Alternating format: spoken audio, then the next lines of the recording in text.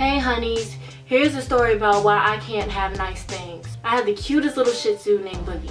His name was Boogie because when he used to the bathroom, he used to do this cute little dance and like kick his feet. It was like so cute. You want to see a picture of him?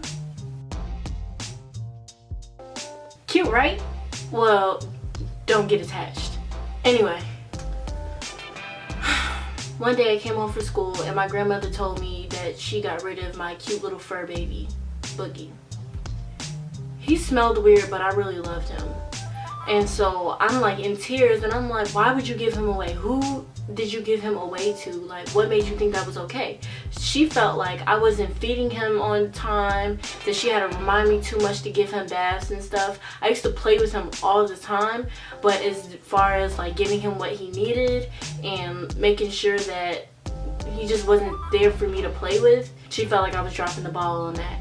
So she tells me that she gave him away to my aunt because in her mind, she thought that my auntie could do a better job taking care of him than me.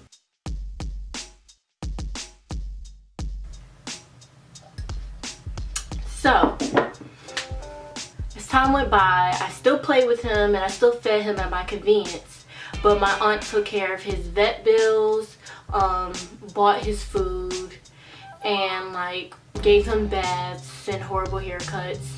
And yeah, then one snowy cold night, my aunt takes the dog out to use the bathroom and then falls asleep. This aunt who had one job, who shall remain nameless, wakes up in the middle of the night and is like, oh crap, I lost Boogie. She calls for him, asks the neighbors like where he's at, because usually he'll go to a neighbor's house and no one could find him. And he was blind in one eye. Not my fault, but he was blind in one eye, so it was hard for him to find his way back home in the dark. As days went by, we would think we'll hear barking and then we'll run outside and be like, Boogie, Boogie, Boogie, and no luck, he just didn't come home. So days go by and the doorbell rings and it's my neighbor and he says, hey, are you missing a dog? And I'm like, yeah. Oh my gosh, you found him? He says, yeah, he's right here. Yes, this motherfucker holds up a garbage bag, and that's how he broke the news to me that my dog is dead. And I'm crying. I fall out in the stairs, and my grandma is like, oh no, Lord Jesus, no, the devil is a liar. No, not Boogie. I just saw Boogie. So we're freaking out. My mom comes out of her room trying to figure out what's the commotion, and I'm saying, Boogie's dead.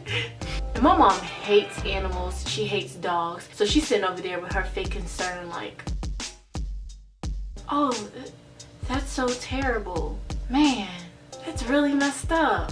That's crazy. And then she goes back in her room, continues on what she's doing. And I'm just sitting here like, don't even fake it. It's cool. We know you didn't like him. I'm crying and he's like, well, I still have his tags. Do you want them? And then I grab the tags and I'm like, Boogie, I love you, I love you. And my grandma's like, throw them tags away and get them away from your mouth. Go put them in the laundry room. So I'm sitting on the stairs waiting for my auntie to come home. So she pulls up. I'm on the stairs. She opens the door. I look at her like, and then she was like, why you got that pissy look on your face? Like, what's going on? And I'm like, Boogie's dead. He froze to death because he couldn't find his way home.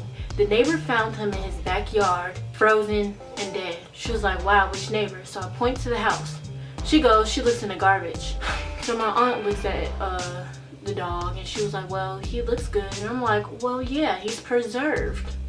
Shortly after she froze my dog, she got these two other little dogs that I don't really care about because, yeah. They're currently still alive. I don't have pictures of them because who cares? My dog was who was important and he was taken away from me, or should I say frozen away from me. And yeah, and I never had another pet ever since. So yeah, that's how my dog froze to death. I don't think it gets more horrible than that. If it does, let me know in the comments. Thumbs up if you want my dog to still be alive. Don't forget to like and subscribe. I promise I probably won't have any more morbid, terrible stories for you. But yeah, and until next time, RIP Boogie.